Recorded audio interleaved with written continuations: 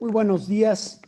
En nombre del Instituto Nacional de Salud Pública, doy la bienvenida a esta sesión del tercer ciclo de teleconferencias COVID-19 en México, con el título Política Nacional de Vacunación, recomendaciones del Grupo Técnico Asesor de Vacunación contra COVID-19.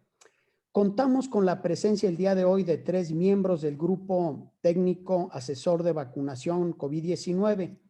El doctor Gustavo Reyes Terán, titular de la Comisión Coordinadora de los Institutos Nacionales de Salud y Hospitales de Alta Especialidad, a quien le doy la bienvenida. Le agradezco mucho su participación. Gustavo, es un gusto para nosotros en el INSS tenerte en esta teleconferencia. Contamos también con la participación de la doctora Celia Alpuche y el doctor Sergio Bautista, ambos del Instituto Nacional de Salud Pública. Vamos a tener un seminario de 1 hora, de los cuales alrededor de 40 minutos serán las 3 presentaciones y después tendremos entre 10 y 15 minutos de preguntas, pero ahí tenemos que ser muy estratégicos, tal vez escojamos un par de preguntas y procedo entonces a darle la palabra a la primera ponente, que es la doctora Celia Alpuche, que es directora del Centro de Investigación sobre Enfermedades Infecciosas.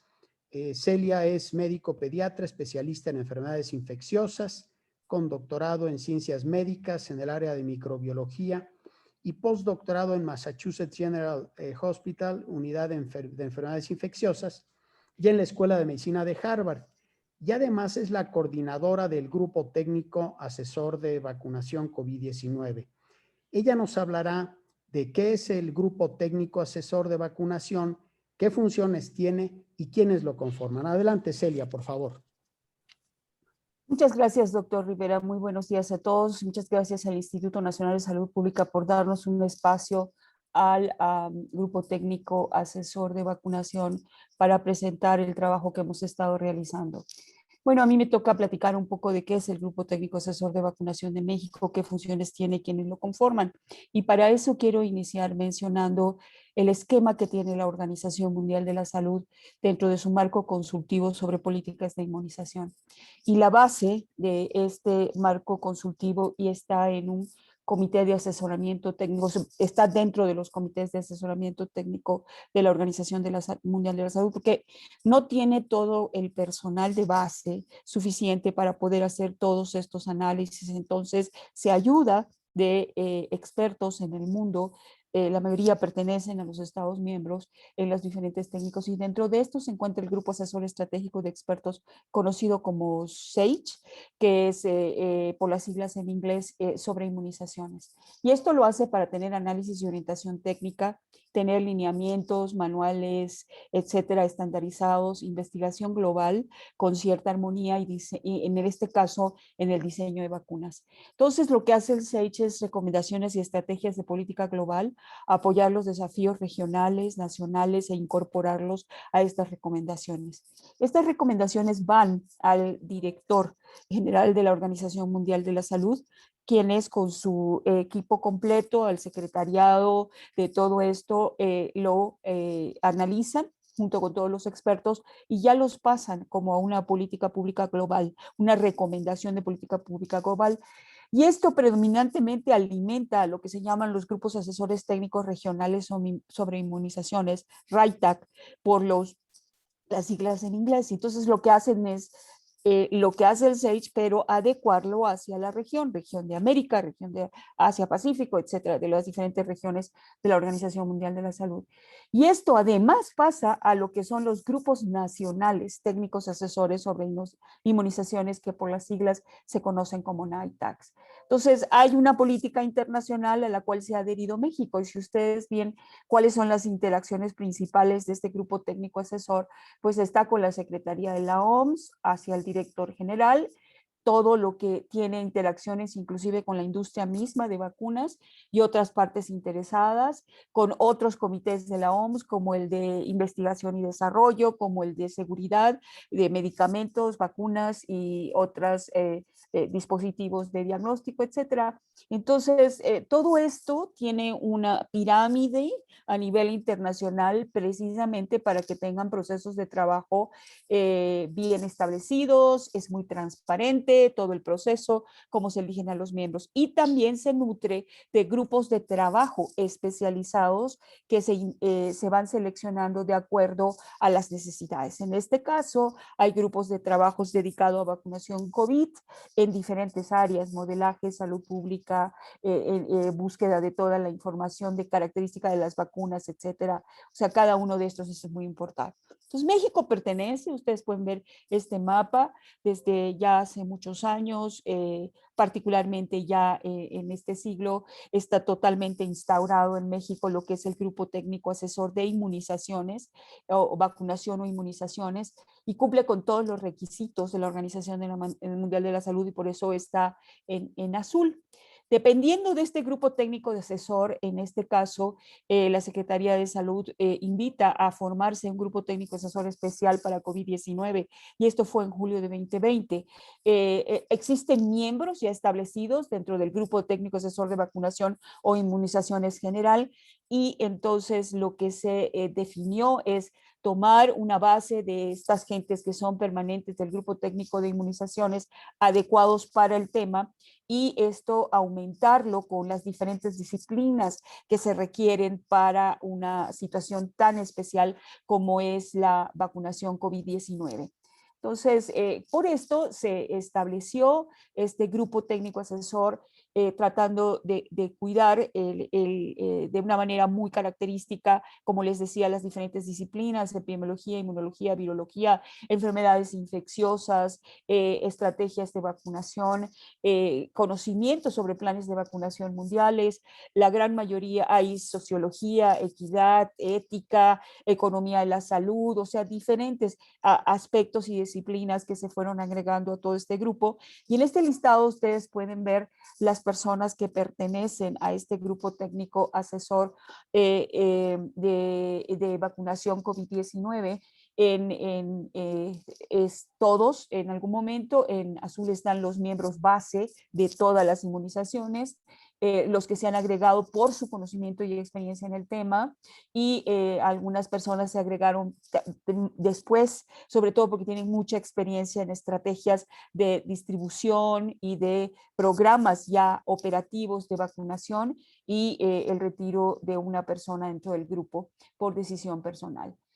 Podemos ver cuáles son estas, se trabaja en este grupo bajo términos de referencia y funciones muy específicas, y realmente lo que tiene este grupo es el objetivo de evaluar la mejor evidencia científica disponible sobre la infección por SARS-CoV-2 en todas las características, epidemiología, evolución clínica, características del virus, de la inmunología, de las medidas de prevención farmacológica y no farmacológica, las características de las vacunas, cómo se iban desarrollando hasta las que ya llegaron, las condiciones sociales, éticas, de equidad para la epidemia y para la situación de la vacunación. Entonces, lo que se trataba en primer lugar es identificar los grupos prioritarios a vacunar en condiciones iniciales de disponibilidad limitada de vacunas, que es como está ocurriendo en la gran mayoría de las partes del mundo, y México está en las mismas condiciones.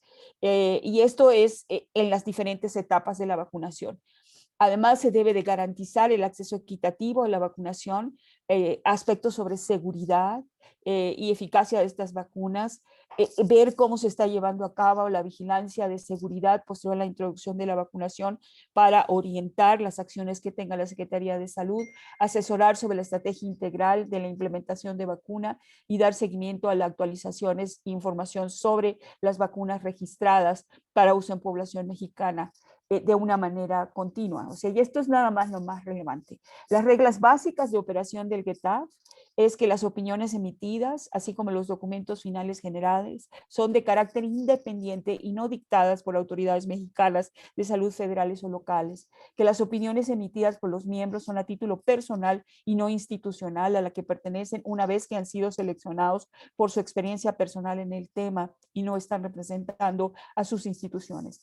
Todos los miembros deben declarar potencial conflicto de interés de acuerdo con la documentación solicitada por CENCIA y también deben mantener confidencialidad sobre los comentarios, ya que los documentos serán públicos, como es el caso de lo que hemos presentado en el primer documento en salud pública y en este segundo que les estamos presentando ahora. Y su participación será reconocida mediante un nombramiento oficial que tiene una periodicidad. En conclusión, la disponibilidad inicial de vacunas COVID-19 para cualquier país es limitada y tendremos que operar la vacunación de forma escalonada y con más de una vacuna a la mes. El GETAP ha realizado un trabajo estricto de priorización de vacunación basado en riesgos de salud pública, equidad, ética y bajo un marco de principios de valores para definir grupos de población a vacunar y de manera escalonada. Y por último, el trabajo del GETAP 19 es emitir recomendaciones y las autoridades de salud las pueden modificar con base, o tomarlas como están o de alguna otra manera con base a su estrategia usando otros elementos que ellos consideren necesarios. Muchas gracias. Muchísimas gracias a la doctora Celia Alpuche por esta información tan valiosa sobre las funciones y el funcionamiento, las reglas con las que funciona el GETAF.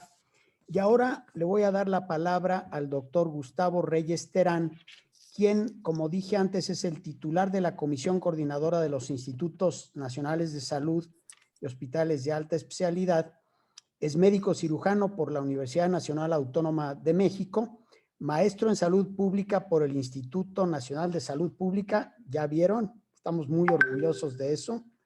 Y tiene además especialización en medicina interna por la UNAM e infectología por el Instituto Nacional de Ciencias Médicas y Nutrición, Salvador Subirán, y tiene nombramiento de investigador nacional nivel 3 del Sistema Nacional de Investigadores.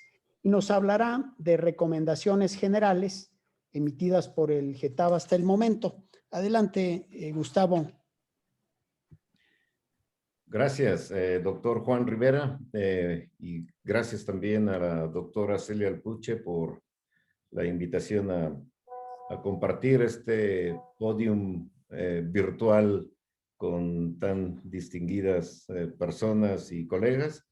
Lo que voy a describir son las prioridades en la vacunación contra COVID-19 en México.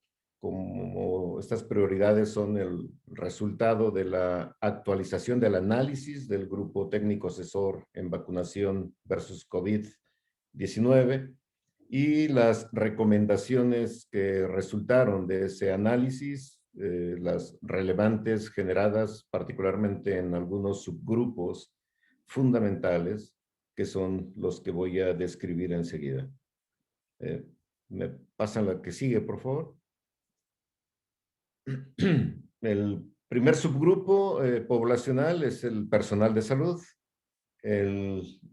fundamental para asegurar el funcionamiento del Sistema Nacional de Salud. Es prioritaria la vacunación de todo el personal de salud. El GETAF recomienda vacunar al personal de primera línea de atención a COVID-19, independientemente de que el personal sea público o privado. Inmediatamente después, vacunar al resto del personal de salud de manera paralela a la vacunación de los adultos mayores.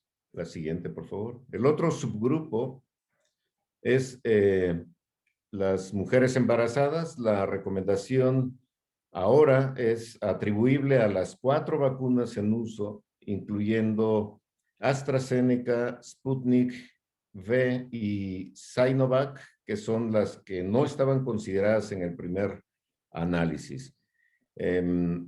La eficacia y seguridad es importante decirlo, con base en ensayos clínicos, con asignación aleatoria, controlados, etcétera.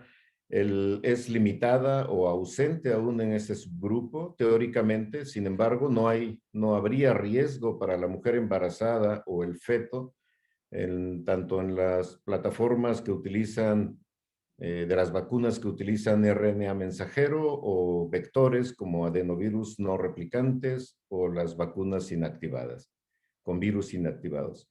El riesgo alto de COVID-19 grave o las complicaciones graves de la infección es en mujeres embarazadas, existe, con un impacto en la muerte fetal y en resultados como aborto, por ejemplo, que son dos de los impactos más grandes de la infección por COVID-19 en las mujeres embarazadas.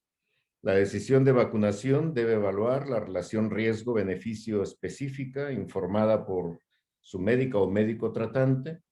Debe considerarse el beneficio en condiciones de alto riesgo, si son, por ejemplo, personal de salud o si tienen comorbilidades que les confiera riesgo alto de complicaciones de COVID o la enfermedad grave o crítica por SARS-CoV-2.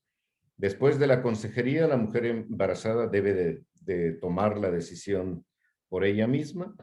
En las mujeres que se vacunaron con una dosis y después de ello conocieron su embarazo, se debe proceder con lo recomendado en los puntos anteriores y ofrecer la segunda dosis. Ellas deben de tomar la decisión finalmente de aplicarse o no la segunda dosis.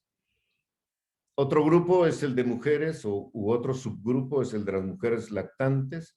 La recomendación es atribuible también a las 4 vacunas disponibles en este momento en México. Anteriormente solamente se refería a la de Pfizer y BioNTech.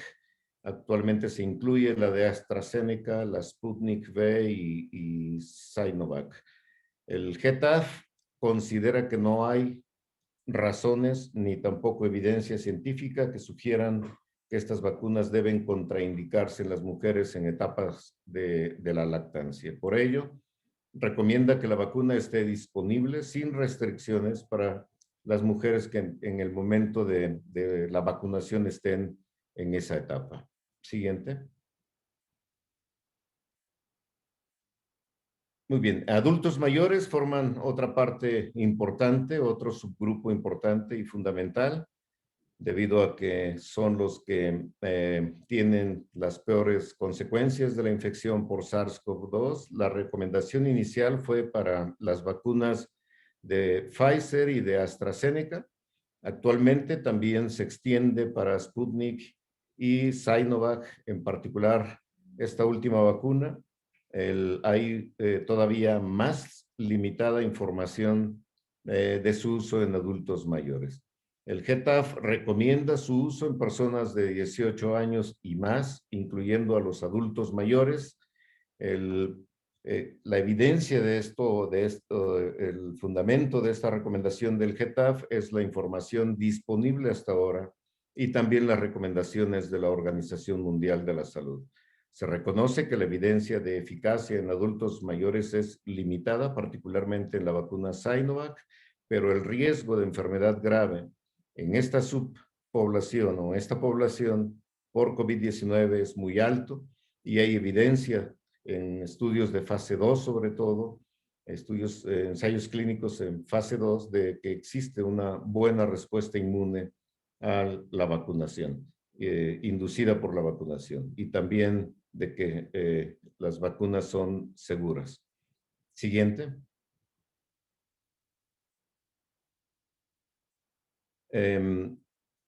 Otro subgrupo es, lo conforman las personas que recibieron transfusiones de sangre o sus derivados.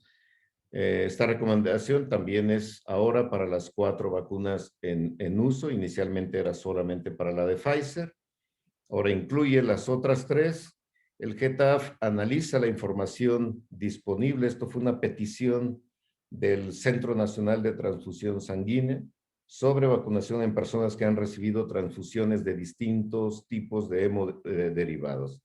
Es importante que decir que el GETAF reconoce que la utilización de la vacuna en personas que han recibido suero o plasma podría ser potencialmente problemática por la presencia de anticuerpos que pudieran interferir con la respuesta inmune inducida por la vacuna. Los Centros de Control de Enfermedades de Estados Unidos y el Comité Asesor de Prácticas sobre Inmunización recomiendan la vacunación a partir del día 90 después de que se ha recibido la transfusión de cualquier hemoderivado. Sin embargo, el GETAF está de acuerdo con lo anteriormente expuesto por el Comité Asesor de Prácticas sobre Inmunización y también con el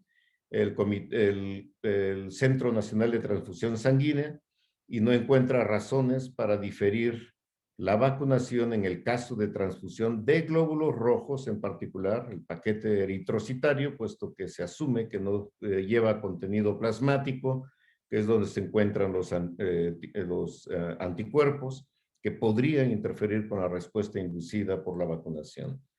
Siguiente.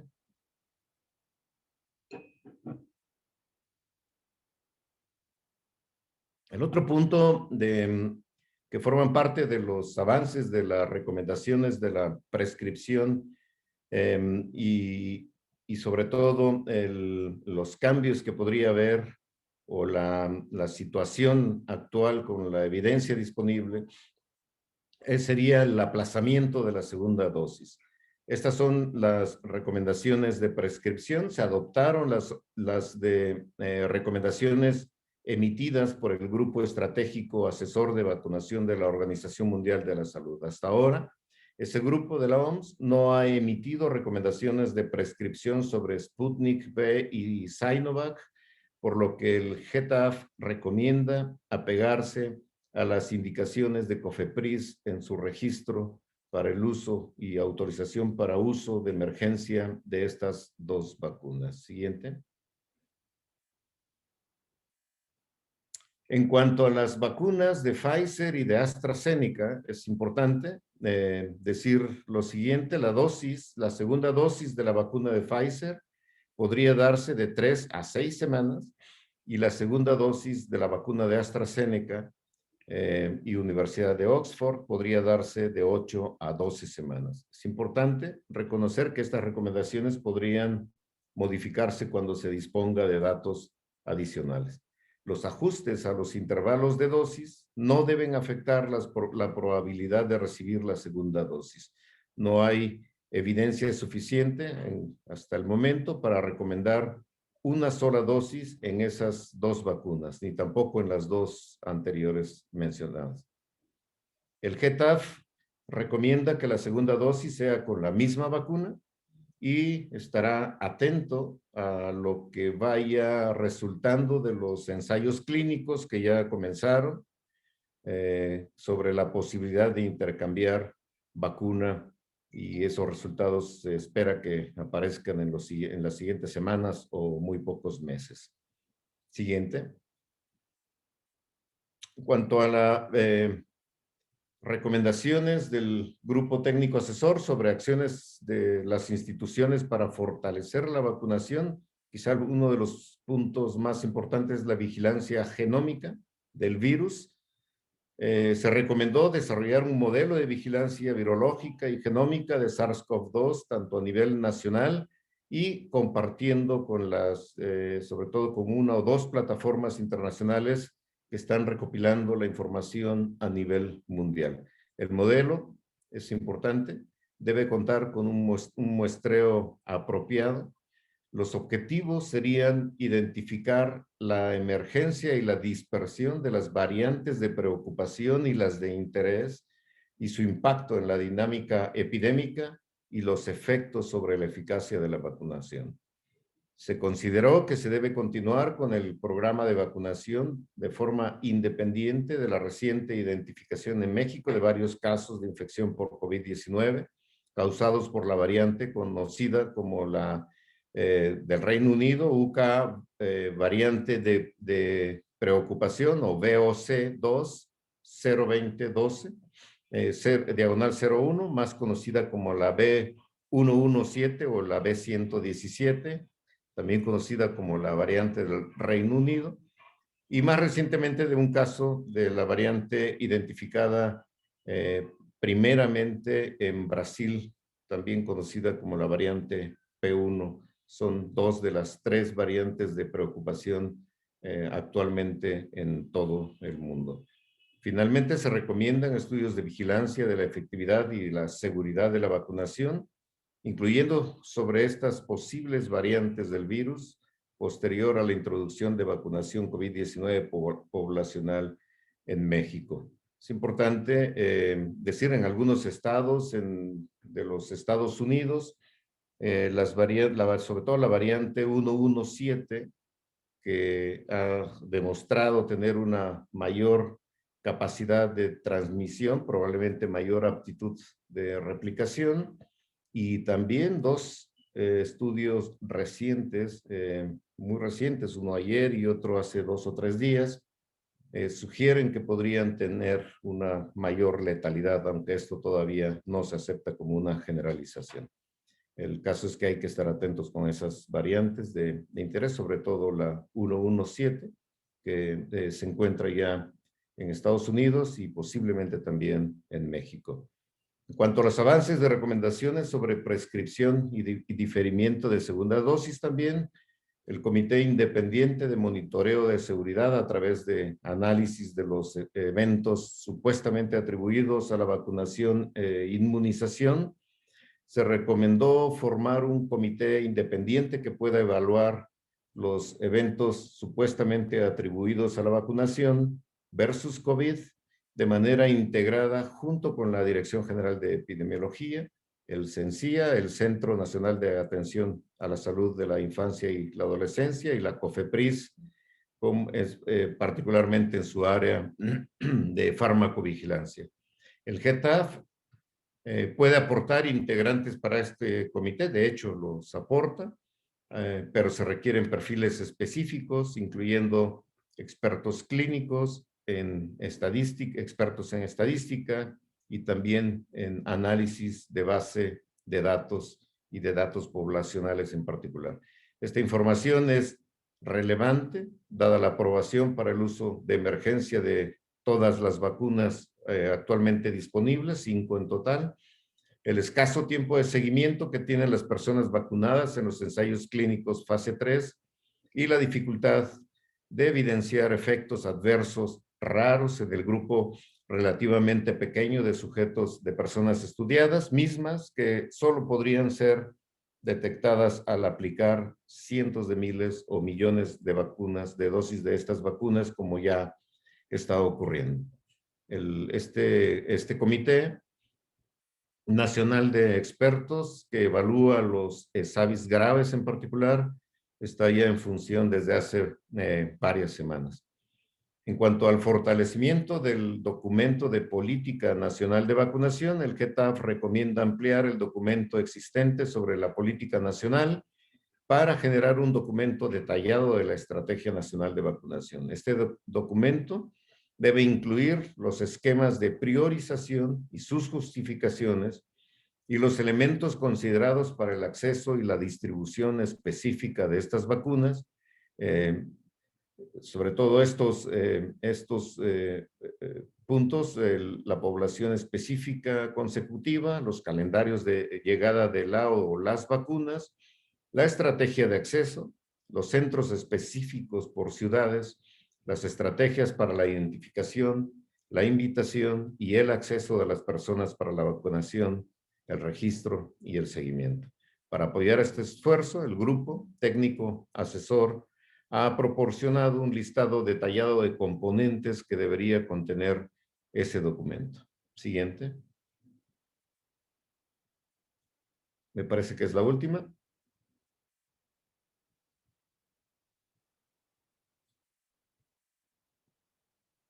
No, ¿me pasa la siguiente, por favor? Bien. ¿Sí es la última, doctor? No, hay una más. ¿No más? Hay dos más, de hecho. Por favor, ¿pueden pasar las siguientes? Bueno, el otro se refiere al marco legal y los derechos humanos. Se presentaron las bases constitucionales para la protección de los derechos humanos en México. los compromisos internacionales suscritos por México en este campo y los preceptos legales más importantes. A partir de ese análisis se insiste en la obligación del Estado mexicano de respetar los principios rectores de los derechos humanos, tales como el derecho a la salud, a la justicia, la equidad y la no discriminación. Y en la necesidad también de utilizar criterios adicionales de proporcionalidad y racionalidad que lo asistan en priorizar la distribución de los recursos escasos como son las vacunas. El propósito final es prevenir violaciones a los derechos humanos y prevenir riesgos vinculados al usar criterios de distribución que no estén alineados con tales principios y que estén prohibidos expresamente por nuestra Constitución política. Y la siguiente, por favor.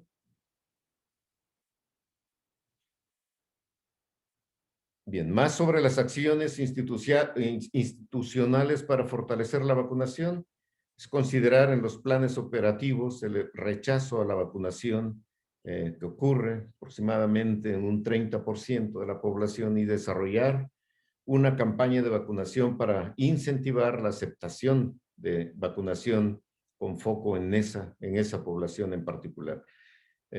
Respecto de los datos preliminares sobre aceptación de vacunas, de la vacunación obtenidos en Salud 2020, se estima en Salud COVID-19, se estima una aceptación global de 63%, con variaciones dependiendo de la edad y nivel de educación principalmente. En este sentido, el GETAF recomienda generar metodologías que permitan conocer las razones de no aceptación, por ejemplo, los grupos focales, y ampliar y fortalecer la actual campaña de información, enfocándola a los diferentes grupos poblacionales para favorecer la aceptación a la vacuna. Me parece que esta sí es la última, y con eso terminaría mi participación. Nuevamente, gracias Juan y gracias Celia por la invitación. Muchísimas gracias, doctor Reyes Terán, por su presentación. Y ahora damos la palabra al maestro Sergio Bautista Redondo, que es director del área de Economía de la Salud de nuestro instituto. Ha trabajado mucho en el diseño y evaluación de programas de salud, sobre todo intervenciones basadas en las ciencias del comportamiento. Estuvo como visiting scholar en la Universidad de California, Berkeley, entre 2016 y 18. Es investigador en ciencias médicas por la Comisión Coordinadora de los Institutos y además es investigador nacional nivel 2 del CONACYT. Y Sergio nos va a hablar de la asignación de vacuna contra COVID en México. Adelante, por favor, Sergio. Muchas gracias, Juan. Buen día a todos, buenos días a todos y todas. Pues sí, lo que quiero presentar esta mañana es el trabajo del Grupo Técnico Asesor de Vacuna COVID-19 sobre la asignación de la vacuna. Es un trabajo del GETAF en el que hemos colaborado además otros colegas del instituto.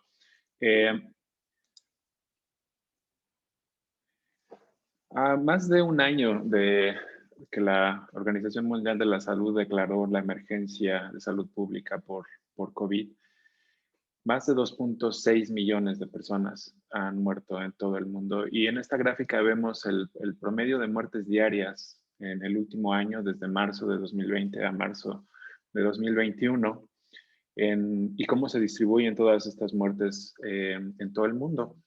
El pico de la epidemia en abril del año pasado se ve pequeño ahora en retrospectiva comparado con el pico que observamos en enero de este año. Las regiones Europa, Latinoamérica y América del Norte son las regiones que han cargado de manera más desproporcionada, sobre todo en los últimos meses, con la mortalidad por COVID. Y México, que se ve aquí, ha ocupado un lugar muy prominente también en este tema, desafortunadamente. En esta gráfica vemos las tasas de mortalidad por 100,000 habitantes Y además de México, que está aquí en verde, resaltamos a los Estados Unidos y a Inglaterra, que son dos de los países que han soportado dos de las tasas de mortalidad más altas en todo el mundo. Y ahí está México. Los dos picos de los que hablábamos hace un minuto han caído drásticamente, en parte gracias a las medidas no farmacológicas que se han tomado en todos los países, que se han tenido que llevar a cabo. Sin embargo, estas medidas tienen un enorme costo económico. En este mapa vemos el impacto económico que ha tenido la pandemia en todos los países del mundo. La mayoría de ellos se encuentran en recesión y otra vez México aquí tiene un lugar importante en el grupo de entre menos 5 y menos 15% de reducción en el Producto Interno Bruto. Y el tema es que junto con este enorme costo económico que implica o que se ha dado por la epidemia, pues viene un costo humano también muy, muy fuerte. Entonces, estas medidas no farmacológicas, aunque han tenido un efecto, no son sostenibles en el largo plazo. Tenemos que salir de esta crisis de otra forma. Y es ahí donde las campañas de vacunación, la vacunación contra COVID es muy, muy importante. La salida a esta crisis humanitaria y económica está, por lo menos en el corto plazo, va a estar dada por una campaña de vacunación efectiva. Y entonces ahí es donde entra el trabajo del GETAF en México. Uno de los objetivos de este grupo, que es de lo que voy a hablar ahora, fue producir recomendaciones sobre aspectos clave a considerar en el diseño de la estrategia de vacunación contra COVID-19 en México. Esencialmente tratando de responder esta pregunta, ¿cuál es la estrategia óptima de asignación de vacunas disponibles en México? Y aquí quiero resaltar 3 palabras clave en esta pregunta. Primero, óptima se refiere a aquella que logra los mejores resultados al menor costo posible, dadas las restricciones existentes, que son muchas. La palabra asignación se refiere a determinar quiénes son elegibles y en qué orden también en un momento dado. Y el tema de vacunas disponibles también es clave porque esta ha sido, como todos sabemos, una restricción muy importante para este problema de decisión que hemos tomado en cuenta y que se sigue determinando las decisiones que se toman. Evidentemente, este es un problema muy importante, ético, de asignación de recursos escasos, además en el contexto de una crisis sanitaria y económica sin precedentes en el pasado reciente. Y hay elementos muy importantes que se tienen que tomar en cuenta y considerar para resolver este problema. Evidentemente, temas de equidad son fundamentales. Una visión de utilidad o utilitaria, es decir, cómo podemos obtener los mayores beneficios, dados todos los aspectos que mencioné antes. Y también un criterio muy importante sobre priorizar a grupos, a personas, a cargo de ayudar a otros, en particular al personal de salud, y también poner mucha atención en aquellos en peores condiciones. Entonces, estos son, digamos, el planteamiento del problema y algunos de los elementos a considerar para resolverlo. Ahora, ¿cómo abordar este problema en el caso particular de México? Bueno, hay 3 elementos clave sobre la carga por COVID en México que tomamos en cuenta para abordar el problema. Y voy a describirlos brevemente. El primero es la distribución de la mortalidad por COVID por grupos de edad. En esta gráfica vemos la típica pirámide poblacional en el que se muestra el número de personas en cada quinquenio de edad en la población, hombres y mujeres. Y en la siguiente gráfica lo que se ve es el mismo tipo de gráfica, pero por defunciones por COVID. Así es como se distribuye la mortalidad por COVID en nuestro país. Y al igual que en otros países, es evidente que estamos hablando de una pirámide invertida, que las personas, los adultos mayores, son quienes han sufrido las cargas más altas de mortalidad. Entonces, edad es un tema fundamental a considerar. Segundo, la presencia de comorbilidades. Cuando uno analiza la distribución de todas las personas que se han hecho la prueba y todas las personas que han resultado positivas a la prueba de COVID en nuestro país, se ve una distribución muy parecida. Más o menos 90% de las personas no tienen comorbilidades y 10% sí tienen comorbilidades. Sin embargo, cuando uno ve la distribución de la mortalidad, pues es muy diferente. Una tercera parte de todas las personas que han fallecido tienen presencia de comorbilidades, y el tema de letalidad es aún más impactante, en donde 26% de todas las personas positivas han fallecido, comparado con 7% en el caso de las personas sin comorbilidades. Entonces, número 2, el tema de comorbilidades es fundamental también para determinar las características de las estrategias de vacunación. Y el tercer elemento muy importante a tomar en cuenta es la distribución geográfica de la carga de mortalidad. En esta gráfica lo que vemos es una curva que parece casi una L. Lo que tenemos aquí es ordenados todos los municipios de nuestro país. Y el orden por el que están acomodados tiene que ver con la carga de mortalidad por COVID en estos lugares. Entonces, en el número 1 está el municipio que ha contribuido con más muertos en el país durante el año pasado. Y es cerca del 2.5% de todas las personas fallecidas provienen de este municipio. Y así avanzamos hacia la derecha. Cuando uno llega al municipio número 50, por aquí, ese municipio aporta 0.4% de la carga de mortalidad acumulada. Y para cuando llegamos a ese municipio número 50, todos los anteriores acumulan 52% de toda la mortalidad en el país.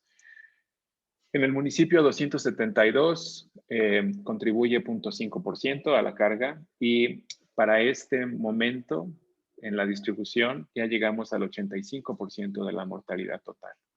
Entonces eso implica que el 15% de del resto de mortalidad está en los otros 2.200 municipios del país. Entonces este también es un aspecto clave a considerar en el diseño de las estrategias. Entonces, edad, comorbilidades y distribución geográfica. 3 aspectos muy importantes. Ahora, ¿cómo comparar las estrategias alternativas de vacunación? Si uno presenta diferentes opciones, ¿cómo comparamos cuál es mejor que otra?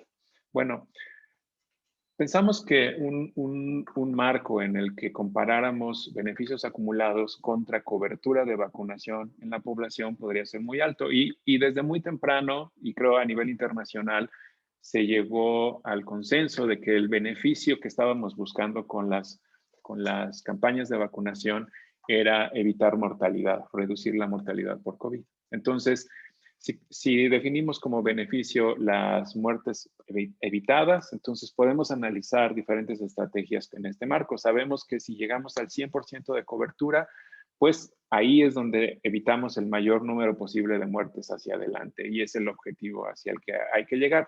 Sin embargo, aquí entra la restricción de disponibilidad de vacunas. No tenemos las suficientes vacunas para llegar a ese 100% de manera inmediata, y entonces hay que pensar en etapas. Y esto es muy importante en este análisis. Entonces, pensamos en términos de cobertura por grupos diferentes de la población. Y el marco lo que nos permite hacer es un análisis como este. Por ejemplo, si empezamos con trabajadores de la salud, entonces uno puede pensar qué porcentaje de la población representan y cuánta mortalidad se evita si cubrimos a este grupo. Después avanzamos con adultos mayores con comorbilidades, adultos mayores y otros adultos con comorbilidades, por ejemplo. Y entonces, esta cobertura progresiva por grupo lo que nos da es una curva como esta, en donde si unimos los diferentes puntos, pues esta curva describe cómo se obtiene beneficio, cómo se va acumulando el beneficio en términos de mortalidad evitada conforme avanzamos en la cobertura. Ahora, y entonces esta curva describe esta estrategia que acabo de describir acá abajo. Trabajadores de la salud, luego adultos mayores con comorbilidades, adultos mayores y adultos con comorbilidades. Esto es hipotético. Ahora, ¿Cómo comparamos diferentes estrategias? Por ejemplo, otra vez hipotéticamente, si hiciéramos aleatoriamente la cobertura de vacunas, quien sea que llegue y se forme, entonces los vacunamos, ¿cómo se vería en la curva de beneficio acumulado? Pues probablemente se vería algo lineal, progresivo de esta forma, en donde la cobertura es proporcional o el beneficio es proporcional a la cobertura. Y sabemos que la estrategia por grupos que describí antes es mejor porque podemos comparar para cualquier nivel de cobertura las dos gráficas y vemos que, otra vez, para cualquier nivel de cobertura, la estrategia de arriba tiene un beneficio acumulado más alto que la de abajo. Entonces, esta es la herramienta que usamos para comparar diferentes estrategias y determinar cuál es mejor y mejor definida de esta forma. Muy bien, entonces, ¿cuáles fueron las estrategias que definimos para hacer el análisis? La primera que quiero mostrarles la definimos como edad comorbilidad. Entonces, 6 grupos de edad, empezamos con los mayores de 80, después vamos con los de 70-79, 60-69, etcétera. Y dentro de cada uno de estos grupos, 2 niveles de riesgos basados en comorbilidades. Estas 3. Y entonces las etapas de esta estrategia se ven así como está abajo: trabajadores del sector salud en primer lugar, después mayores de 80 años con comorbilidades, mayores de 80 sin comorbilidades, etcétera. Entonces, esta es una estrategia, edad comorbilidad. Ahora, también definimos una estrategia diferente, que es quitamos el criterio de comorbilidades y simplemente nos enfocamos en edad. Entonces, empezamos con trabajadores del sector salud, mayores de 80, 70, 79, etcétera. Esto puede ser importante desde un punto de vista logístico porque quita el requisito de identificar comorbilidades entre la población y esto lo hace mucho más práctico. Entonces, es interesante, es importante ver qué tanto se gana con esta estrategia. Luego, la estrategia que definimos como edad mortalidad municipal consiste en empezar por trabajadores del sector salud, después con mayores de 80 años por tercil de municipios. Y aquí lo que hicimos fue tomar en cuenta la distribución geográfica de la mortalidad, identificamos los municipios en donde hay más alta mortalidad y empezamos ahí. Entonces empezamos con mayores de 80 años en ese tercil, después mayores de 80 años en el segundo tercil de prioridad por mortalidad y así sucesivamente. Entonces, ese es el tercero en el que se toma en cuenta edad y la distribución geográfica. Y finalmente, la estrategia 60 y más mortalidad. En este caso, tomamos otra vez en cuenta la distribución geográfica y ordenamos los municipios, pero dentro de cada tercil empezamos con todos los mayores de 60 años. A diferencia del anterior, en donde empezamos con 80, después vamos al siguiente tercil, mayores de 80, después al siguiente grupo de municipios con los mayores de 80 y después regresamos al primer grupo de municipios con los de 70 a 80. Aquí no. En esta estrategia, en el primer tercil vacunamos a todos los mayores de 60 años y hasta que llegamos ahí a todos los de 60 nos movemos al siguiente grupo de municipios. Entonces vamos a ver qué tanto se obtiene esto, que otra vez desde un punto de vista logístico tiene muchísimas ventajas el no estarse moviendo y regresando, sino una vez que se llega a un lugar, a todos los mayores de 60 años se vacuna y que se parece más a la estrategia que se está implementando actualmente. Entonces, vamos a ver cómo queda evaluada. Ok, entonces, voy a presentar 2 tipos de resultados. Primero, el análisis que hicimos de la carga de mortalidad y su distribución geográfica para determinar los terciles de municipios. Entonces, lo que hicimos fue tomar todos los datos del CISBER y definimos carga de mortalidad acumulada como la cantidad de muertes que en un municipio dividida entre la cantidad total de muertes registrados. Entonces, esto toma en cuenta tanto la carga de mortalidad como el tamaño relativo de los municipios. Y luego ordenamos los 2.457 municipios en orden descendente y luego los dividimos en 3 grupos que incluyen cada uno aproximadamente 1/3 de la población total del país y los denominamos terciles de priorización. En el tercil 1 tenemos 50 municipios que acumulan el 52% de la mortalidad del total por COVID En el tercil 2, 222 municipios en donde se concentra 33% de la mortalidad total. Y el tercil 3, 2.185 municipios que acumulan el 15% de la mortalidad. Así se ven en el mapa. Están el tercil 1, 2 y 3 en diferentes colores. Y aquí se ve más claramente. Este es el tercil 1. Como digo, aquí está, en este grupo de municipios rojos, el 52% de la mortalidad total. En el tercil 2, 33%, y es este grupo de municipios. Y el tercil 3, que es el más grande, es el masivo, se concentra el 14.8%. En nuestra curva de mortalidad acumulada se ven así. Aquí tenemos a todos los municipios del tercil 1, como ven, ordenando todos los municipios en el eje horizontal, pues es un grupo muy pequeño, pero con una altísima mortalidad o una altísima carga de mortalidad, y así sucesivamente. Muy bien. Ahora, comparando ya las estrategias que definí previamente. Primero, ¿qué fue lo que aprendimos de este ejercicio? Primero, cuando comparamos la estrategia edad comorbilidades con la estrategia edad, vemos que son prácticamente iguales. Entonces, esto es muy importante porque quiere decir que si quitamos el criterio de comorbilidad y simplemente nos enfocamos en edad, básicamente tenemos el mismo impacto en términos de mortalidad evitada, pero desde el punto de vista logístico, esto es mucho más ágil y factible.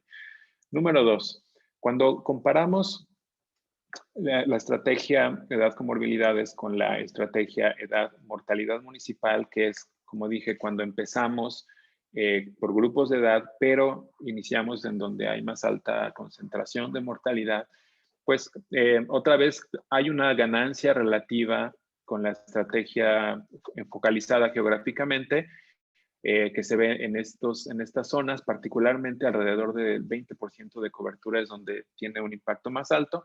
Y finalmente, cuando comparamos esa, que es la estrategia más efectiva, digamos, la edad o la que tiene un mayor beneficio, con la estrategia 60 y más, también es muy parecida hasta que llegamos a este nivel de cobertura alrededor del 15%, que es cuando cubrimos a todos los adultos mayores de 60 en el país.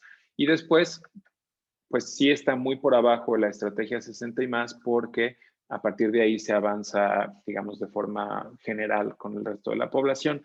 Pero esta estrategia 60 y más tampoco se ve muy diferente a la estrategia edad mortalidad municipal. Y como dije, esta es la que, por lo menos hasta este nivel, aquí al inicio, es lo que se está haciendo actualmente en el país.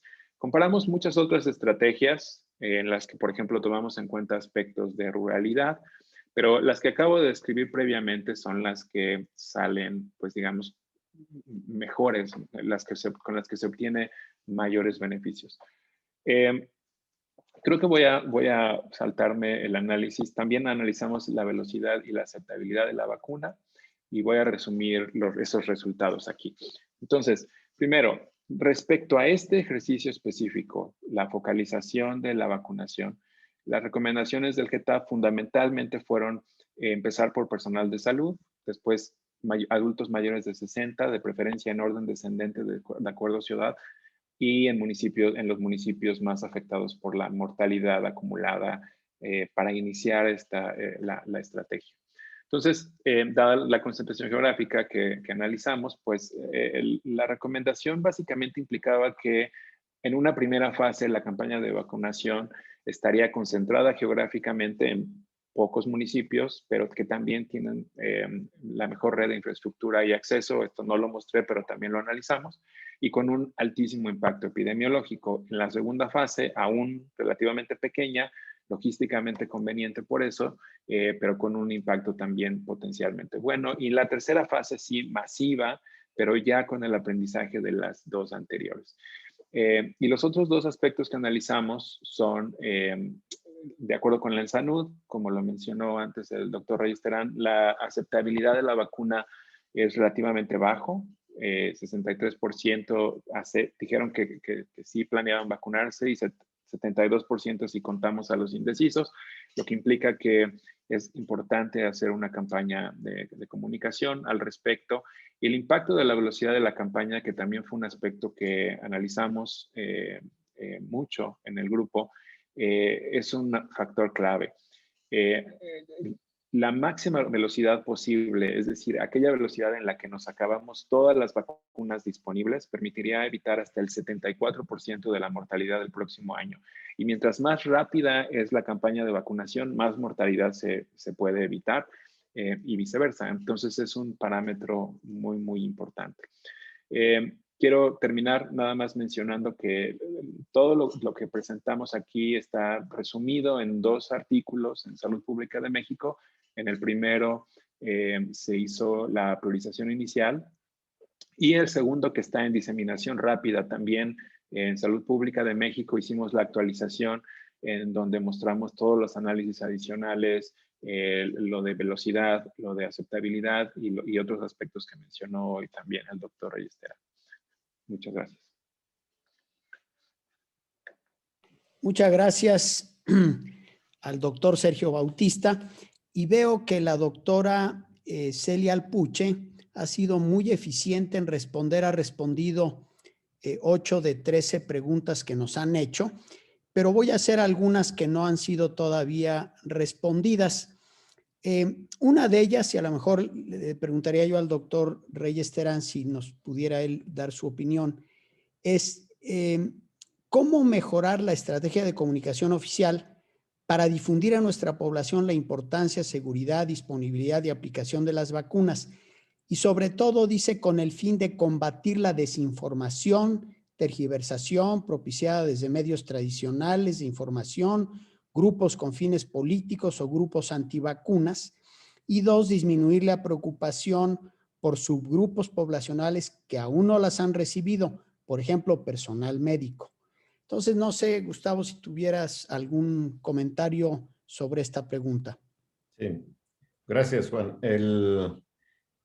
Bueno, yo pienso que se ha estado difundiendo y tratando de disminuir el impacto negativo de los grupos negacionistas de la vacuna consistentemente en las conferencias vespertinas, en algunas matutinas también, y en foros como este, justamente. Yo creo que son fundamentales para que se pueda hablar más de la seguridad y eficacia de las vacunas. Hay diferentes foros. Me parece a mí que en todo se aborda los puntos que aquí se han, o en la mayoría, o por lo menos muchos de ellos, se aborda lo que aquí se está comentando. Todo con base obviamente en la evidencia y no olvidar que esto es muy dinámico y que los ensayos clínicos que están en progreso, evaluaciones y análisis de lo que está ocurriendo, que es el caso de las notas más mediáticas, que evidencias científicas en cuanto a los efectos adversos asociados a la vacunación. Hasta el momento, bueno, yo creo que el constante uso de diversos foros, incluyendo las conferencias oficiales del gobierno, son las fundamentales donde se dice sobre eficacia, sobre la seguridad, sobre los subgrupos particulares y algunos aspectos fundamentales en esos subgrupos que se están aclarando. En cuanto al personal de salud, a mí me parece, bueno, que ha sido no con la rapidez que uno quisiera, pero se ha priorizado por los grupos, los de primer contacto, los de contacto directo con pacientes que potencialmente puedan tener COVID.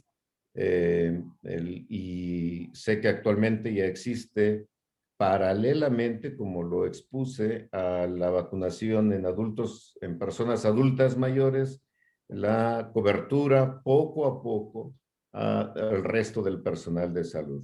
Entonces yo estimo que en las próximas semanas se verá todavía una ampliación de esa cobertura. Pues muchas gracias, Gustavo. Bueno, lamentablemente estamos llegando ya al final del seminario. Afortunadamente, la doctora Celia Alpuche respondió pues a las varias preguntas y solamente aquí hay una última. Una persona de 82 años tuvo COVID en febrero, es candidata a la vacuna en estas fechas. No sé si pudieras contestar también, Gustavo. ¿Cuál fue la pregunta específica Una que estaba persona- leyendo? Una Sí. persona de 82 años que Sí, tuvo COVID en febrero y que sí es candidata en este momento a la vacuna. sí, por supuesto que es candidata a la vacunación. El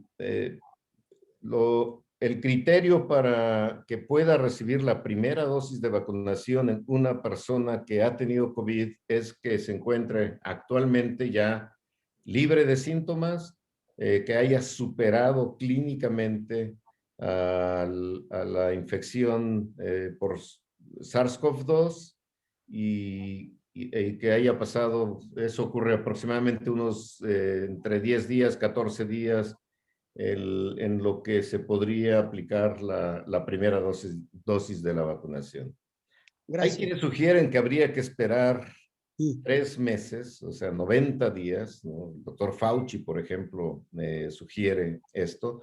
Realmente no hay estudio, no hay evidencia en este momento, pero la recomendación de varios grupos asesores internacionales es que una vez que esté libre de COVID, pueda aplicarse la primera dosis.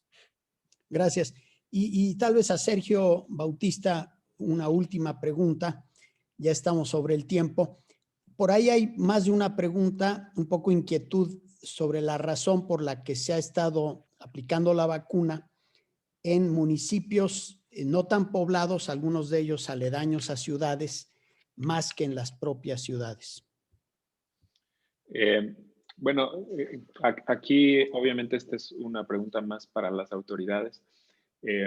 Lo que presentamos aquí son las recomendaciones, pero lo que entendemos por reuniones que hemos tenido con ellos es que un criterio que han considerado muy importante es que alcancen las vacunas que tienen para cubrir a toda la población del municipio. Entonces, lo que no han querido hacer es llegar a un municipio y que a la mitad del proceso se queden sin vacunas. Y entonces han estado lo más cercanos posibles a los centros con mayor mortalidad, pero tomando en cuenta que les alcancen las vacunas con las que cuentan en cada momento. Entonces, yo entiendo que es algo así, aunque evidentemente... Agradezco mucho, Sergio. De hecho, hay varias preguntas que tienen más que ver ya con la parte más operativa, que desde luego pues no es el papel del GETAP. Y pues me da mucha pena tener que terminar este seminario. O una hora es insuficiente, sin duda, pero lamentablemente lo tengo que hacer porque varios de los ponentes tienen actividades precisamente a las 11 y por respeto a ellos, pues les agradezco mucho, le agradezco mucho a la doctora Alpuche, que pues respondió ya 12 preguntas y más las que pudimos responder aquí.